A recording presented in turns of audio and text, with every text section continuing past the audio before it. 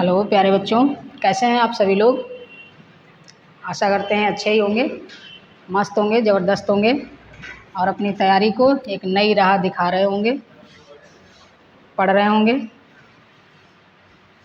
अभी हम लोगों का चैप्टर चलेगा, इसमें ये सब काफ़ी लंबा चैप्टर है। अगर इस चैप्टर को हम लोग पढ़ लेंगे तो फिर अगले जो चैप्टर हैं उनमें आसानी हो जाएगी। जैसे अगला चैप्टर है राष्ट्रवाद का उदय, ये यूरोप में पढ़ना है, और अगला है भारत में राष्ट्रवाद। तो जब हम लोग राष्ट्रवाद के बारे में समझ चुके होंगे तो फिर अगले चैप्टर में समझने में आसानी रहेगी, और जब समझने में आसानी रहेगी तो फिर अगला चैप्टर हम लोग आराम से और जल्दी से कवर कर लेंगे।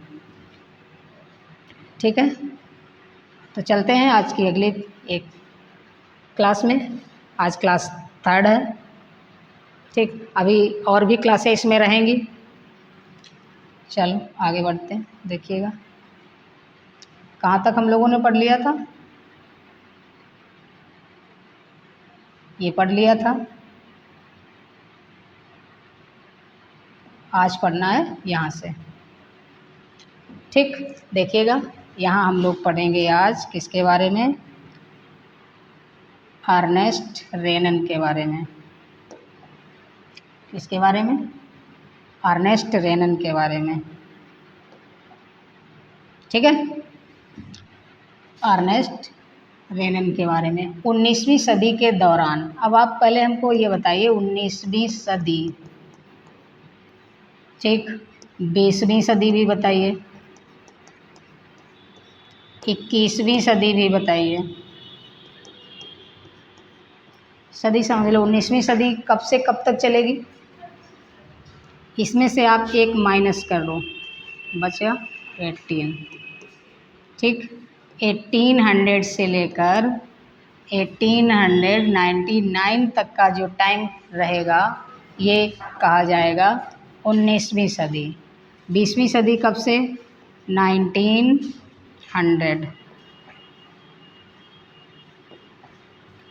1900 से लेकर 1999 तक का जो टाइम है इसको कहा जाएगा 20वीं सदी। ठीक है, समझ में आया। अब 21वीं सदी आप लोग बताइए कब से कब तक की, 2000 से लेकर 2099 तक का जो समय है वो 21वीं सदी, और हम सभी किस सदी में जी रहे हैं, इसी 21वीं सदी में हम सभी लोग जी रहे हैं। ठीक है, 19वीं सदी, तो 19वीं सदी समझ में आया क्या है। उसी टाइम की बात है, दौरान राष्ट्रवाद एक ऐसी ताकत बनकर उभरा जिसने यूरोप के राजनीतिक और मानसिक जगत में भारी परिवर्तन ला दिए। राजनीतिक क्या होता है, शासन की नीति या शासन करने की नीति, शासन करने की नीति, शासन करने के लिए जो नीतियां बनाई जाती हैं, राज करने के लिए या शासन करने के लिए।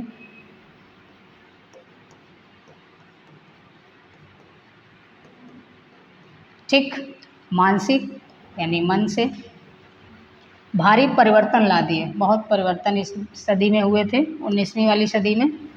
इन परिवर्तनों से अंततः यूरोप के बहुराष्ट्रीय वंशीय साम्राज्यों के स्थान पर राष्ट्र राज्य का उदय हुआ। ठीक है, अगली देखिएगा।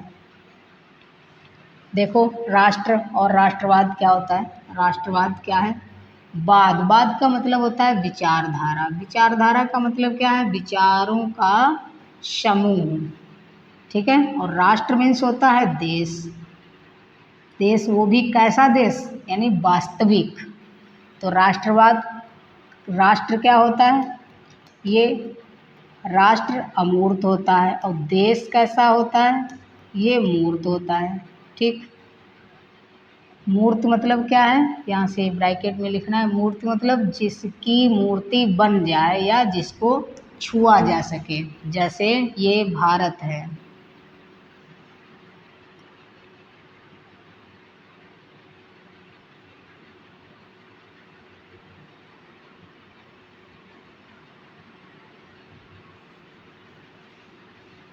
ठीक है, ये भारत है।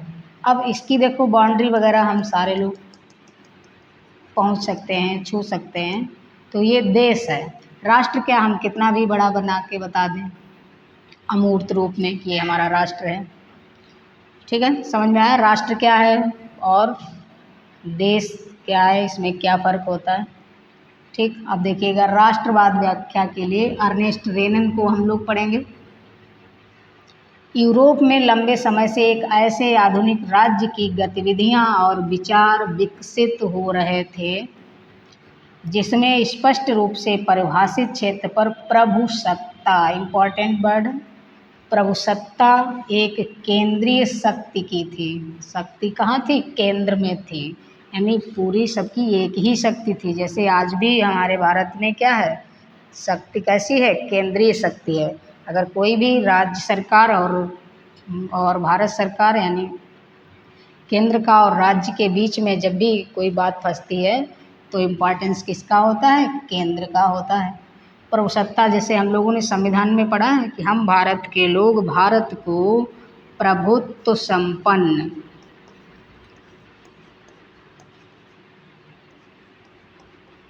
प्रभुत्व संपन्न एक वर्ड आता है और वहीं से ये वर्ड निकला है प्रभुसत्ता। प्रभुत्व संपन्न का मतलब क्या होता है, ये देखो यहाँ लिखा हुआ भी है, हम अपने देश के खुद मालिक हैं। यानी हमें अपने देश के बारे में अगर कोई निर्णय लेना है तो हम पर क्या है, किसी का मतलब किसी देश का, ठीक है, किसी देश का दबाव नहीं होना चाहिए।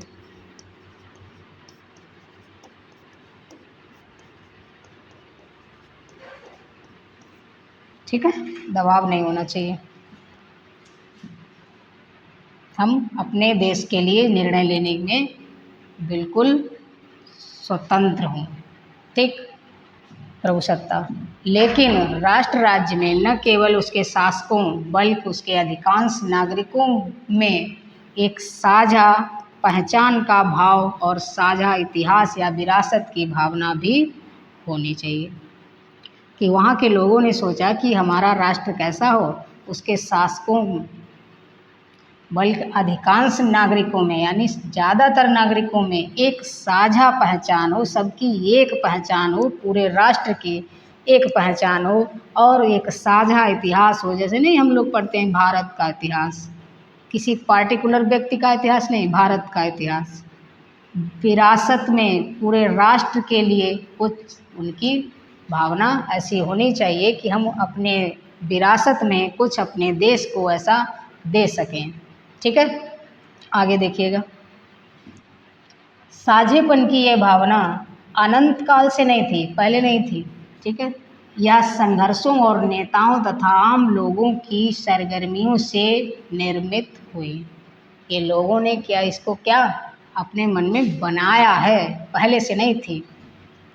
यह अध्याय उन विविध प्रक्रियाओं पर प्रकाश डालेगा जिनके तहत 19वीं सदी के यूरोप में राष्ट्र राज्य और राष्ट्रवाद अस्तित्व में आए। 19वीं सदी कब से कब तक की है, 1800 से 1899 तक।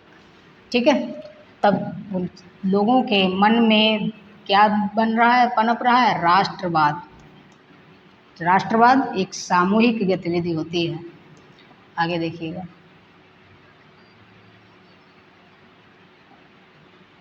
ठीक, अब देखिएगा अर्नेस्ट रेनन के बारे में। अर्नेस्ट रेनन ने बताया है कि राष्ट्र क्या है, ये अर्नेस्ट रेनन ने बताया। फ्रांसीसी दार्शनिक, कहाँ के दार्शनिक हैं, फ्रांसीसी, इम्पॉर्टेंट है। अर्नेस्ट रेनन, ये इनका जन्म है और ये इनकी मृत्यु है। ठीक है, 1823 में जन्म है और 1892 में इनका डेथ हो जाती है। तो इसी के बीच यानी इन जीवन काल के बीच में बात है 1882 की। ठीक, 1882 में क्या हुआ, सावान विश्वविद्यालय, ये पूछा जाता है, याद रखना है। सावान विश्वविद्यालय में दिए गए एक भाषण में राष्ट्र को अपनी समझ से प्रस्तुत किया। उस भाषण में इन्होंने बताया था राष्ट्र को कि राष्ट्र क्या होता है, और यही भाषण एक प्रसिद्ध निबंध के रूप में छपा जिसका शीर्षक, ये शीर्षक दिया हुआ है, ठीक है, क्वेस्ट इक्वे यानी नेशन, यानी राष्ट्र क्या है, इसका हिंदी अर्थ है, ये फ्रेंच वर्ड है, ठीक है। नेक्स्ट,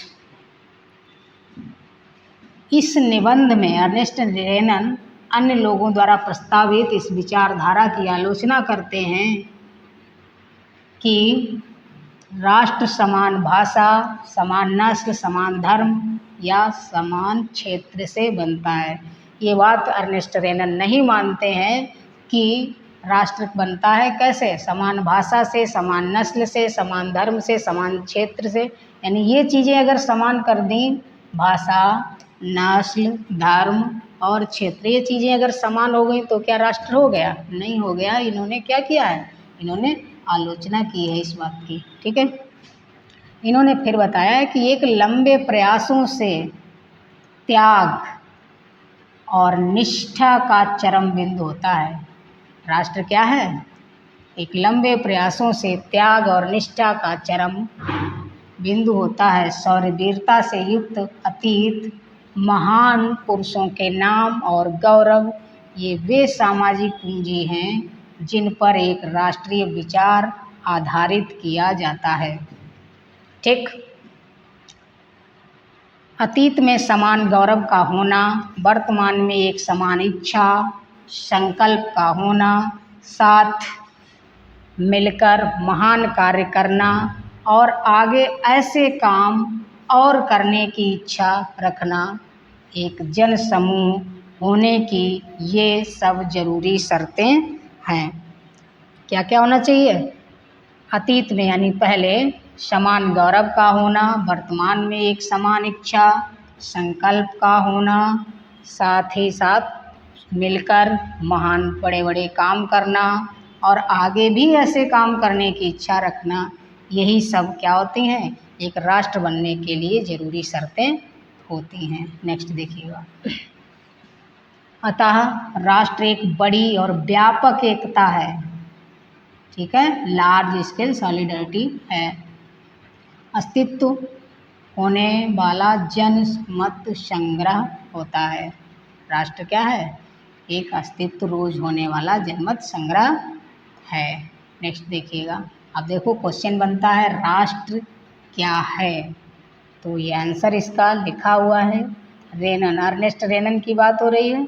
अर्नेस्ट रेनन ने बताया कि एक राष्ट्र लंबे प्रयासों, त्याग व निष्ठा का चरम बिंदु होता है। ये क्वेश्चन इम्पॉर्टेंट है, इसको आप चाहें तो नोट कर सकते हैं और स्क्रीनशॉट ले सकते हैं, ठीक है। आगे देखिएगा। प्रांत उसके निवासी हैं, प्रांत उसके निवासी हैं। अगर सलाह लिए जाने का किसी का अधिकार है तो वह निवासी ही है। किसी देश का विलय करने या किसी देश पर उसकी इच्छा के विरुद्ध कब्जा जमाए रखने एक राष्ट्र की वास्तव में कोई दिलचस्पी होती है। राष्ट्रों का अस्तित्व में होना एक अच्छी बात है। जैसे यहाँ पर क्या है, ये पीएम है और ये जनता है उनकी, ठीक है। अगर ये इन्होंने कोई काम अकेले मिलकर नहीं किया, अकेले कर लिया है, अपनी जनता से राय नहीं ली है, तो ये राष्ट्रवाद नहीं होता है। राष्ट्रवाद क्या है? पीएम निर्णय तो पीएम लेंगे लेकिन अपनी जनता की सलाह पर निर्णय लेंगे, ठीक। प्रांत उसके निवासी है, अब जनता में प्रांत, डिस्ट्रिक्ट सब आ जाएंगे। राष्ट्रों का अस्तित्व में होना एक अच्छी बात है, बल्कि यह एक ज़रूरत भी है। उनका होना स्वतंत्रता की गारंटी है। अगर दुनिया में केवल एक कानून और उसका एक मालिक होता तो स्वतंत्रता का लोप हो जाता। अगर यही मालिक रहेंगे तो फिर स्वतंत्रता कहाँ है ही नहीं, ठीक है। कोई प्रॉब्लम हो, कुछ समझ में ना आए तो आप कमेंट कर सकते हैं, ठीक है। अब देखिएगा क्वेश्चन कैसे पूछा जाता है, राष्ट्रवाद को किसी देश के परिप्रेक्ष्य में कैसे समझें। ठीक है, बहुत इम्पॉर्टेंट क्वेश्चन है। राष्ट्रवाद से आप क्या समझते हैं, राष्ट्र से आपका क्या अभिप्राय है। राष्ट्रवाद को परिभाषित कीजिए, राष्ट्रवाद की व्याख्या कीजिए। कई तरीके से क्वेश्चन पूछा जाता है जिनका आंसर भी कई तरीके से अलग अलग बुक में देखने को मिलता है। यानी राष्ट्रवाद की सीधे सीधे क्या पूछा गया, राष्ट्रवाद की परिभाषा पूछी गई है। ठीक, तो देखिएगा ये कई जगह से हमने राष्ट्रवाद की परिभाषा को निकाला है और आप इनमें से कोई भी परिभाषा आप लिख सकते हैं। देखिएगा, राष्ट्रवाद एक सांस्कृतिक तथा आध्यात्मिक भावना है। कैसी भावना है, आध्यात्मिक, यानी मन से होने वाली, एक अपने कल्चर से होने वाली, जो लोगों को एकता के सूत्र में बांधता है। यह एक ऐसी सामूहिक क्रिया, सामाजिक भावना है जो एक भूभाग या भौगोलिक क्षेत्र में रहने वाले विभिन्न लोगों का एक राजनीतिक संगठन का सदस्य बने रहने की प्रेरणा देती है और अपने देश से प्रेम करना सिखाती है। कौन, राष्ट्रवाद। ठीक है, कोई प्रॉब्लम।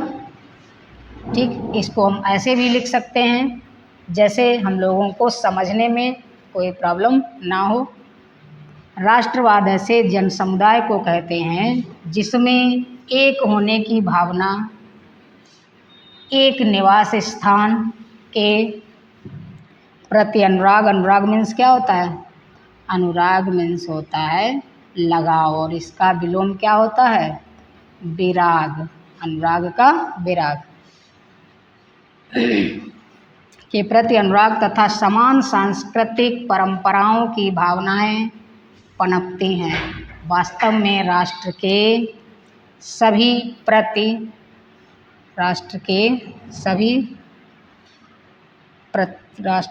सदस्य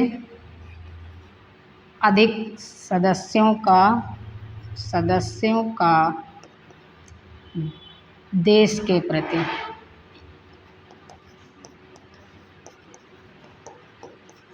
प्रति अधिक लगाव, प्रेम, स्नेह, ये स्नेह होगा यहाँ पे,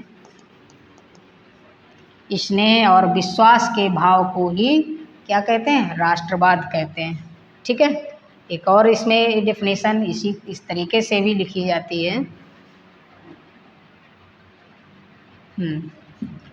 राष्ट्र के प्रति